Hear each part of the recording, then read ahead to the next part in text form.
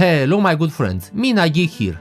For me personally, the year of 2024 was kind of meh, and the outlook for 2025 doesn't seem very colorful either. But it's okay, for us those who are part of this retro community, or rather family, we have this powerful button that once pressed we can go back into the distant past, and maybe linger there for a while. Welcome to the year of 1998. Outside it's snowing heavily and in droves. Inside the fire is still burning in the stoves. New computer wrapped in foam. Now this really feels like home. Yes, I've spent about $50 on this old piece of technology. Let's see what it can do. And for those 50, I received this, a complete and functional computer. The case looks good, just enough retro yellow, just a bit of dirt and a few scratches on top of the case, but no rust or something of sort. Down here we have the A Corp International logo, which looks very nice. A default layout for the buttons and the LEDs, a floppy drive and a DVD-ROM. For those of you saying, "But geek, optical DVD drives didn't exist in 1998. Well, joke's on you, they did in Japan. Very important for this system is something I haven't really managed myself with my other systems, to mix the colors and the shades of colors. Notice how this optical drive fits perfectly with the front of this case, it's like it was made for it. Maybe it actually was. Another thing to mention about this computer is the variety of delightful sounds it makes. But first, speaking of delightful, let's see how it smells. Yeah, that ISA board down there seems to have some rather unique scent, but otherwise nothing spectacular. And then we have the hard drive, which is completely silent when not running. When we turn it on, it makes this sound, and here's also the sound of the button. This is the hard drive spinning.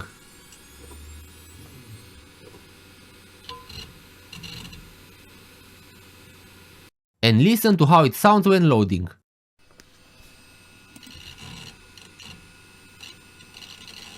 But by far, the coolest sound I've heard lately is this one. Wait a moment for the hard drive to stop. It sounds like it's in a war or something.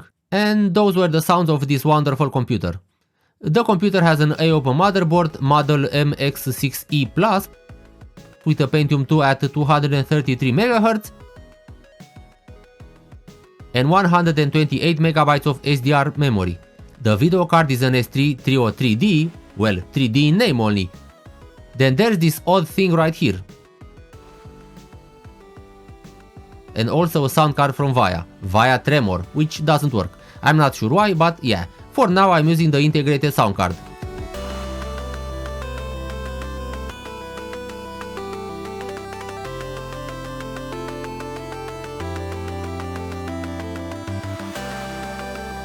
Okay, I know Christmas is over, but you need to see something. Here we have all sorts of goodies, activities, carols, Christmas desktop themes. Let's start with the wallpapers. If we don't have snow outside, at least we can have snow in our hearts. Oh, thank you guys. Don't tell me that this transforms the entire desktop. And yeah, amazing. Seeing this in 1998 would have blown my mind out of existence. From here we can control some aspects of the desktop, such as the screensavers. And Xmas for 98 also has some games. I have to move this thing, and if that thing catches me, he eats me, or something, I don't know. Xmas for Windows. Interesting, lovely, cute. But that's enough music for now, I'm already bursting with joy. This is better. I wish you all past happy holidays. Now, I want to see what an application from 1998 called 3D Atlas can show to me. I'm sure it's packed with 3D features. This video card can barely handle 2D. Interesting music.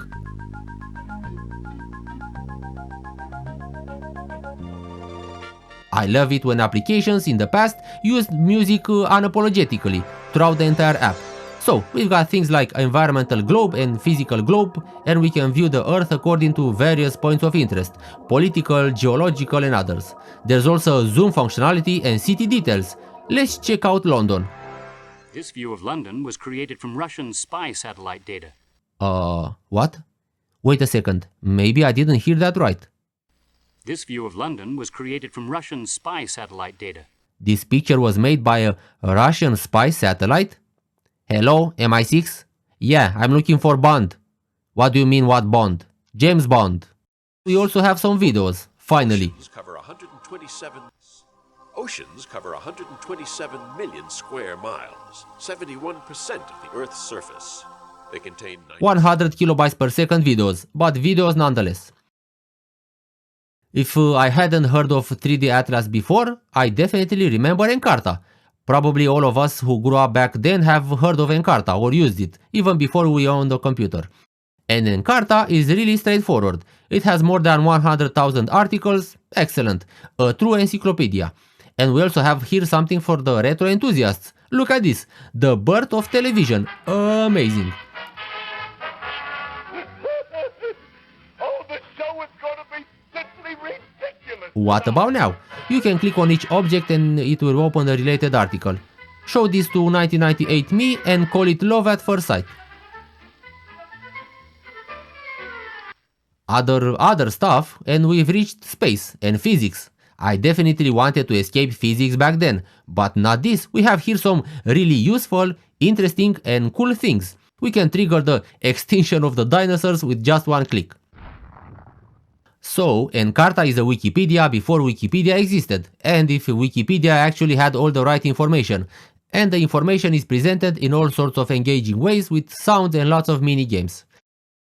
But now let's see how Quake runs on this wonderful computer. Don't forget, this is a Pentium 2 from 97 and an S3 video card that barely exists, just clinging to its existence, but now it's supposed to play a game. But this game runs in software mode, the CPU does the heavy lifting, so it should be okay. 640 by 480, a very high resolution, I'd say for 1997. I played Quake for the first time at my physics teacher's place. He had some computers and decided to set up a computer lab to offer training for the kids at school. Very nice. I don't even remember what grade I was in. Between 5th and 8th grade, definitely. I showed up there with great enthusiasm, learned some stuff about CRT monitors, of course, and then at the end we were allowed to play some games. I vividly remember playing Virtua Cop 2, maybe the first computer game I've played. The teacher first showed us Supaplex, saying he liked it a lot. Yeah, not for me. It didn't impress me that much, but when I got to play Virtua Cop and Quake, I was instantly and irrevocably mesmerized, captivated. And from that moment, as they say, history was born.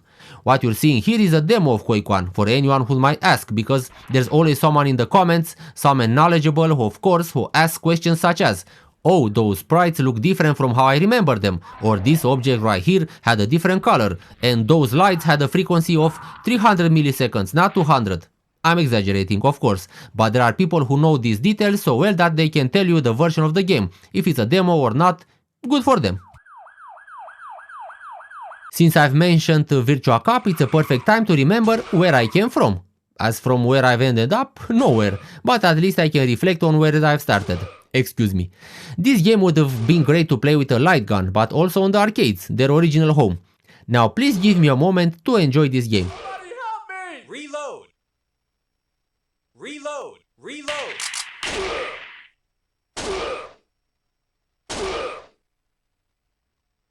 Don't shoot! People, if you don't want to get shot during a robbery, stay on the ground. What in the name of all that's retro are you doing running like headless chicken? Reload! And now we're heading into the city, and maybe this doesn't seem like great visuals, but I'm telling you, back in 95, this was amazing. I've always loved these kind of open scenes, with tall buildings all over the place, and the chases are filled with adrenaline, especially that we only need to point, shoot and reload. And we can reload with the mouse right click, so we don't need the keyboard at all.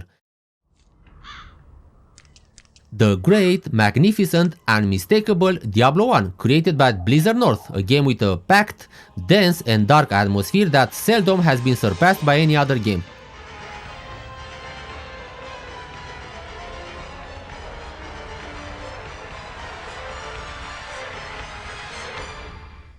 It doesn't even matter if you understand what's happening on the screen. It's clear that this cinematic sets you up for an extraordinary game. It was released in 1996, and back then playing an RPG meant reading books and learning the game before even entering it. With Diablo, it's the opposite. Start the game, choose the class, find a cathedral, then do 10,000 clicks to dispense indiscriminate justice on all hell's minions. It's hard, I don't know if you can tell, but I'm really taking a beating from these guys. I've got no health potions, no regeneration, nothing. Basically, in Diablo 1 you head into the cathedral, descend to level, I don't know, maybe 50 or however many levels there are, and eventually you find Diablo, finish him off and that's it. And then we have the random loot. I've restarted the game and look what I found, the axe to replace all axes.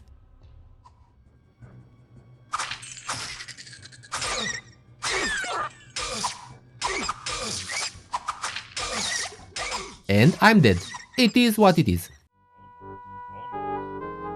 But let's chill with some classic Age of Empires. I've played this game a lot when I was a kid, maybe even more than H2, so I might say that I have a sweet spot for it.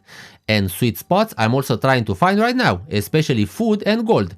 And although I later discovered I had food and gold near the starting point, my gold digging fever carried my poor worker to the desert where tragedy struck, a lion. I was completely obliterated. Meanwhile, how does the game run on this computer? Absolutely superb. I've got my first warrior and I'm starting on a crusade to get revenge on my fallen men. I still have a grudge against that lion that killed my worker earlier.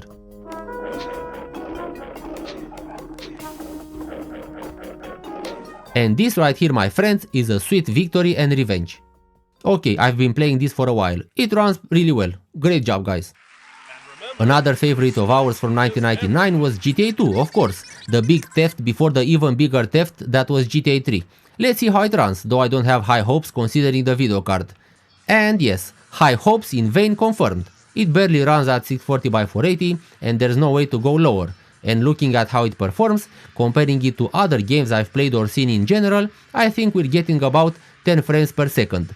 Not bad, not terrible, but it's definitely bad. 10 FPS in 1998, with a CPU from 1997, a video card from 1997, and a game from 1999, pretty decent. But what's more than decent are these beautiful textures, lighting and coloring. Look at those lights creating all sorts of colors, with darker zones, brighter zones, and so many shades of not grey. The folks from Rockstar really knew how to create an atmosphere. And this is what I've wanted from the beginning, a very fast car, and with good handling. Sorry for the chaotic driving, but I'm not that used to this top-down perspective. The performance takes a noise dive with that many effects on the screen, and although I have waited for the PC to get stuck, crash, burn or something, it's quite cool and stable. Probably something loaded into the memory and then invited itself out. But let's give this a final test. The car is on fire. I hope it explodes, to test how the car can handle explosions and particles. But please, don't tell me it won't explode. Come on! Busted, yeah, end of the road. The S3 Trio3D supports 3D, in theory, and what better 3D game from 98 than the mighty Unreal, a game that uses Unreal Engine 1, the best Unreal engine ever. We're off to a good start. I can't understand jack in the menus. Let's start the game. We have almost decent performance, but the entire scene looks way off. It's awful. It seems that the card can't apply transparency properly. For example, these should be the lights and the black should be transparent. To understand how lighting worked in this game, keep in mind these weren't actual light sources like we have now. Instead we had images, let's say a light area and a black area. Transparency would be applied to the black, making it seem like there was light. But here, the card can render that transparency. Like and subscribe for the awesome explanation. Same thing with the smoke. Transparency should be applied to these black areas, leaving only the smoke. But now, this is the smoke. Awful. Alright, let's exit the ship and get ready for the big reveal while listening to some epic music and flies. Gross.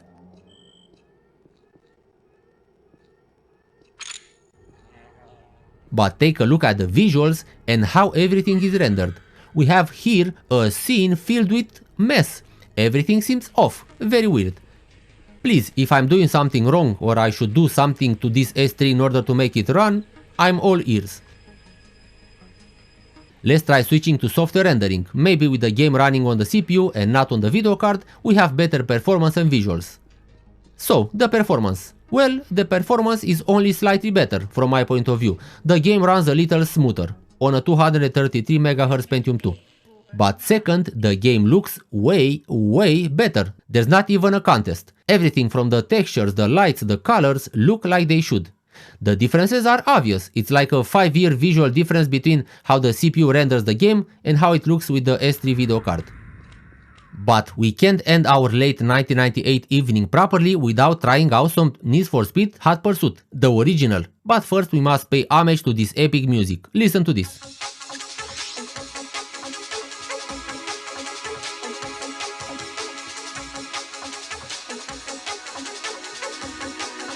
I'm running the game in software mode just so we're clear, at a resolution of 320 by 240, and even though I have a pretty small 15-inch CRT, those pixels are really going straight for my eyes. But the game runs great, you can definitely play it like this, because big blocky pixels really do have their peculiar charm. And this is what doubling the resolution does to the game. Moving to 640 by 480, the game looks way better, but it runs way worse. It's running at 6 frames per second. Don't expect to finish the game like this, and the objects are loading right in your face.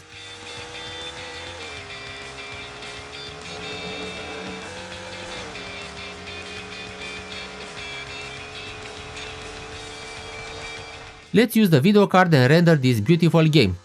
And yeah, I'm shocked. It performs worse than the CPU, and it also looks way worse. What an unexpected turn of events. And we have the same problem with the transparency. Look at those raindrops.